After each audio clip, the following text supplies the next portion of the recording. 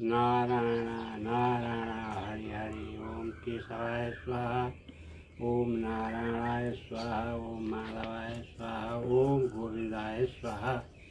गायत्री मन्त्रको अर्थ भनेको यस्तो छ, मनुष्यलाई प्राण दिने, दुःखको नाश गर्ने, सुख प्रदान गर्ने, परमात्मालाई सम्झने, सूर्यको जस्तै तेज भएको, सबैभन्दा राम्रो भएको, कर्मको उद्धार गर्ने भएको, प्रभुको चिन्तन गर्ने, हामीलाई शान्ति दिनुहोस्। सत्य बोल्ने मान्छे सधैँ एक्लै हुन्छ, इमान्दार मान्छे सधैँ दोष मात्रै पाउँछ।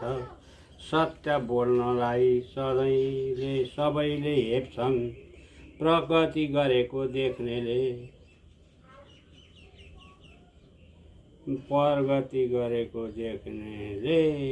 डाहा गर्छन्।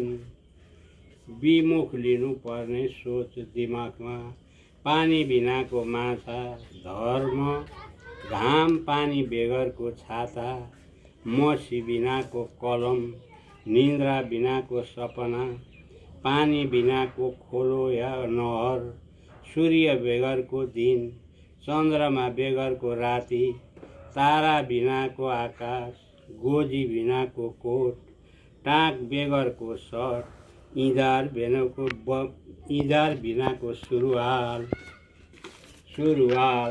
गोली बेगरको बन्दुक, दाब बिनाको खुकुरी, अन्धो लाठी बिनाको अन्धो, दाल तरकारी बिनाको भात, समुद्र बिनाको पानी जहाज, भात भोजन, पंखा बिनाको हेलिकप्टर, ब्रेक बिनाको गाडी, गुरु बिनाको विद्यार्थी, धान बेगरको चामल, अँधेरा बिनाको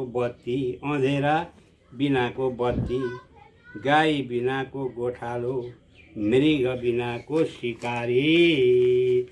राधे राधे हरि हरि। यसलाई फलो सब्सक्राइब गरिदिनु होला, सेयर पनि राम्रो लाग्यो भने गरिदिनु होला। नारायण हरि।